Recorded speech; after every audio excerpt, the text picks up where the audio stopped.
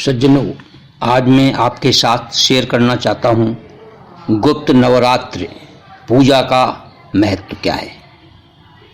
इसकी निरूपण या व्याख्या या विवेचन मैं आपके साथ शेयर करना चाहता हूँ, जिससे आपको ये पता लगे। 2 नवरात्रों के अलावा भी 2 गुप्त नवरात्रि रहती हैं। इस तरह से 4 नवरात्रि पड़ती हैं पूरे वर्ष में। तो हम जिक्र कर रहे हैं माघ मास के शुक्ल पक्ष की प्रथम 9 तिथियां गुप्त नवरात्रि कही जाती हैं। एक वर्ष में कुल 4 नवरात्रि हैं। इनमें से सामान्यतः 2 नवरात्रियों के बारे में तो सबको पता रहता है, पर शेष 2 जो गुप्त नवरात्रि हैं उनके बारे में लोगों को कम जानकारी होती है। माँ दुर्गा की आराधना वैसे तो प्रत्येक दिन की जानी चाहिए, लेकिन नवरात्र में देवी की पूजा का विशेष महत्व है। चैत्र और अश्विन मास के शुक्ल पक्ष की प्रतिपदा से नवमी तक 9 दिनों में देवी के 9 रूपों की आराधना का विधान है। इन नवरात्रियों को वासंतिक नवरात्रि और शारदीय नवरात्र के रूप में जाना जाता है। इसके अलावा भी साल में 2 नवरात्र ऐसे आते हैं जिसमें माँ दुर्गा की 10 महाविद्याओं की पूजा अर्चना की जाती है। तंत्र विद्या में आस्था रखने वाले लोगों के लिए यह नवरात्र बहुत महत्व रखते हैं। इस नवरात्र को गुप्त नवरात्र कहा जाता है। आषाढ़ और माघ मास के शुक्ल पक्ष की प्रतिपदा से नवमी तक नवरात्र को गुप्त नवरात्रि कहा जाता है। आषाढ़ मास और माघ मास के शुक्ल पक्ष की प्रथम तिथि से लेकर के नवमी तक नवरात्र को गुप्त नवरात्र कहा जाता है। तो ये 2 नवरात्रियां पड़ती हैं जो गुप्त हैं। गुप्त नवरात्र का समय शाक्त एवं शैव धर्मावलंबियों के लिए तंत्र साधनाओं के लिए अधिक शुभ होता है। तंत्र साधकों के लिए यह समय महत्वपूर्ण है। इन दिनों 10 महाविद्या की साधना कल्याणकारी सिद्ध होगी, जो मुक्ति का मार्ग बताती है, इसे विद्या कहते हैं, और जो भोग और मोक्ष दोनों देने वाली हैं उसे महाविद्या कहते हैं। 10 महाविद्या इस प्रकार से हैं, वो मैं आपके साथ में शेयर कर रहे हैं। 10 महाविद्याएं हैं कौन कौन सी। इन महाविद्याओं के प्रकट होने की कथा महाभागवत देवी पुराण में वर्णित है। श्रीमद् भागवत देवी पुराण। इनका नाम तक का कृपाफल कुछ इस प्रकार से कह सकते हैं हम। पहला काली, 10 महाविद्याओं में पहली काली। 10 महाविद्याओं में ये प्रथम कलयुग में इनकी पूजा अर्चना से शीघ्र फल मिलता है, काली की पूजा करने से कलयुग में। दूसरा तारा, सर्वदा मोक्ष देने वाली और तारने वाली को तारा का नाम दिया गया है। सबसे पहले महर्षि वशिष्ठ ने माँ तारा की पूजा की थी। आर्थिक उन्नति और बाधाओं के निवारण हेतु माँ तारा महाविद्या का महत्वपूर्ण स्थान है। इसकी सिद्ध से साधक को आय के नित्य नए साधन बनते हैं। जो आय मान लो नहीं हो पा रही, आमदनी नहीं बन पा रही है, तो इसकी सिद्ध से जो है जो साधना करता है उसको नए साधन प्राप्त होते हैं। जीवन ऐश्वर्यशाली बनता है इससे, इसकी पूजा करने से। इसकी पूजा गुरुवार से आरंभ करनी चाहिए, जिससे गुरुवार से आरंभ करनी चाहिए। जिससे क्या होता है इसकी पूजा करने से, इससे शत्रुनाश, वाणी दोष निवारण और मोक्ष की प्राप्ति होती है। शत्रुनाश होता है, वाणी दोष निवारण और मोक्ष की प्राप्ति होती है। ये हो गई आपकी दूसरी तरह महाविद्या। तीसरा छिन्नमस्ता। माँ छिन्नमस्ता का स्वरूप गोपनीय है। इनका सर कटा हुआ है। इनके कबंध से रक्त की 3 धाराएं निकल रही हैं, जिसमें से 2 धाराएं उनकी सहेलियां, 1 धारा स्वयं देवी पान कर रही हैं। चतुर्थ संध्या काल में छिन्नमस्ता की उपासना से साधक को सरस्वती की सिद्ध होती है। सरस्वती जो है सिद्ध हो जाती है। राहु इस महाविद्या का अधिष्ठाता ग्रह है। चौथा है त्रिपुर भैरवी। आगम ग्रंथों के अनुसार त्रिपुर भैरवी एकाक्षर रूप है। ये क्यों किया जाता है? शत्रु संहार एवं तीव्र तंत्र बाधा निवारण के लिए भगवती त्रिपुर भैरवी महाविद्या साधना का बहुत महत्वपूर्ण मानी जाती है। इससे साधक के सौंदर्य में निखार आ जाता है। इसका रंग लाल है त्रिपुर भैरवी का, और यह लाल रंग के वस्त्र पहनती हैं। गले में मुंडमाला है तथा कमलासन पर विराजमान हैं। त्रिपुर भैरवी का मुख्य लाभ बहुत कठोर साधना से प्राप्त होता है। 5वीं महाविद्या है धूमावती माँ। माँ धूमावती का कोई स्वामी नहीं है। इसकी उपासना में विपत्ति नाश, रोग निवारण तथा युद्ध में विजय की प्राप्ति होती है। धूमावती महाविद्या। 6वां बगलामुखी माँ बगलामुखी।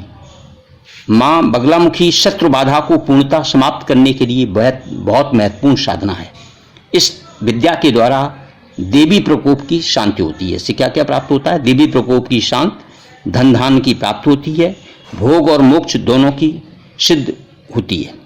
इसके 3 प्रमुख उपासक ब्रह्मा, विष्णु एवं भगवान परशुराम रहे हैं। परशुराम जी ने यह विद्या द्रोणाचार्य को दी थी बगलामुखी की, और देवराज इंद्र के वज्र को इसी बगला विद्या के द्वारा निष्प्रभावी कर दिया था।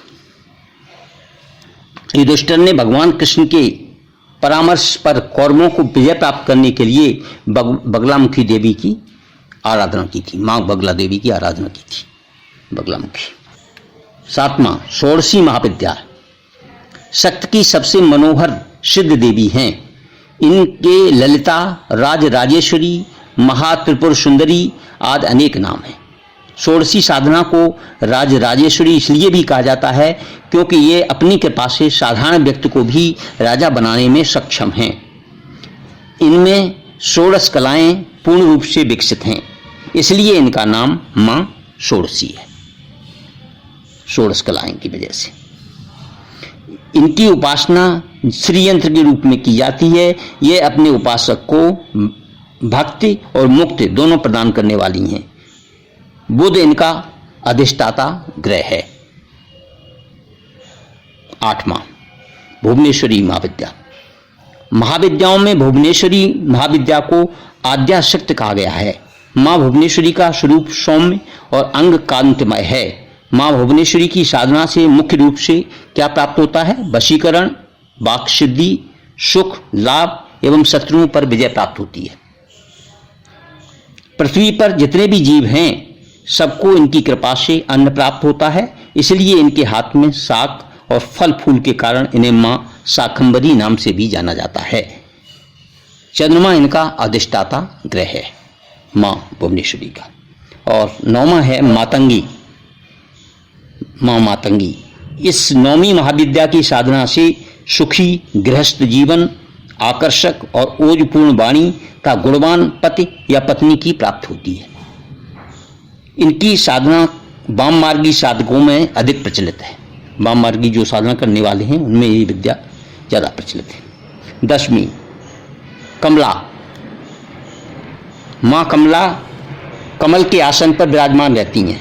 श्वेत रंग के 4 हाथी अपनी सूंडों में जल भरे कलश लेकर इन्हें स्नान कराते हैं। शक्ति के इस विशिष्ट रूप की साधना से दरिद्रता का नाश होता है। इसकी पूजा करने से शक्ति के इस विशिष्ट रूप से साधना से दरिद्रता का नाश होता है और आय के स्रोत बढ़ते हैं। जीवन सुखमय होता है। यह दुर्गा का सर्व सौभाग्य रूप है। जहां कमला है वहां विष्णु है, और इसका जो अधिष्ठाता ग्रह है वो शुक्र है। इस महाविद्याओं की उपासना के फल के रूप में कहा गया है कि पूर्व काल में साधक या दुराचारी भी रहा हो तो सत्संगादि के प्रभाव से भगवती के प्रति अनन्यता हो जाने से इसके पापों का प्रक्षालन हो जाता है, मतलब पापों का नाश हो जाता है और इसकी मुक्ति हो जाती है।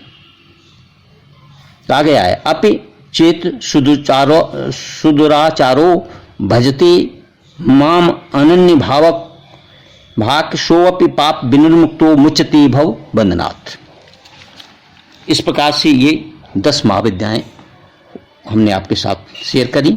और इसकी पूजा का विधि, गुप्त नवरात्र पूजा का विधि क्या है? मान्यता अनुसार गुप्त नवरात्र के दौरान अन्य नवरात्रि की तरह ही पूजा करनी चाहिए। 9 दिनों के उपवास का संकल्प लेते हुए प्रतिपदा यानी पहले दिन घट स्थापना करनी चाहिए और घट स्थापना के बाद प्रतिदिन सुबह और शाम के समय मां दुर्गा की पूजा करनी चाहिए। अष्टमी या नवमी के दिन कन्या पूजन के साथ नवरात्र व्रत का उद्यापन करना चाहिए गुप्त नवरात्र में। इसका इंपॉर्टेंस क्या है गुप्त नवरात्रि का? देवी भागवत के अनुसार जिस प्रकार वर्ष में 4 बार नवरात्र आते हैं, उसी प्रकार नवरात्र में देवी के 9 रूपों की पूजा की जाती है। ठीक उसी प्रकार गुप्त नवरात्र में 10 महाविद्याओं की साधना की जाती है। गुप्त नवरात्र विशेषकर तांत्रिक क्रियाएं, शक्ति साधना, महाकाल उपासना आदि से जुड़े लोगों के लिए विशेष महत्व रखती है। इस दौरान देवी भगवती के साधक बेहद कठिन नियम के साथ व्रत और साधना करते हैं। इस दौरान लोग लंबी साधना करके दुर्लभ शक्तियों की प्राप्त करने का प्रयास करते हैं। इस तरह से जो हमने आपके साथ शेयर किया, ये गुप्त नवरात्रि की 10 जो माँ हैं या 10 रूप हैं, 10 रूप में पूजा की जाती है, वो हमने आपके साथ शेयर किया। तो इसमें कहा गया है कि गुप्त नवरात्र के दौरान कई साधक महाविद्या मतलब तंत्र साधना के लिए माँ काली, तारा देवी, त्रिपुर सुंदरी, भुवनेश्वरी, माता छिन्नमस्ता, त्रिपुर भैरवी, माँ धूमावती, माता बगलामुखी, मातंगी और कमला देवी की पूजा करते हैं। इस प्रकार से हमने आपके साथ गुप्त नवरात्र की जो पूजा है, 10 महाविद्या की पूजा का महत्व एवं लाभ, इसके बाद इसका शेयर किया कि इससे क्या क्या लाभ होते हैं और किस प्रकार से पूजा करनी चाहिए, ये सब शेयर किया।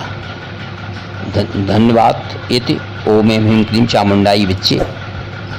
अगर आपको हमारा जो ये वीडियो पसंद आता है तो कृपया इसे लाइक करें, शेयर करें और सब्सक्राइब करें। धन्यवाद। मिलते हैं अगले वीडियो।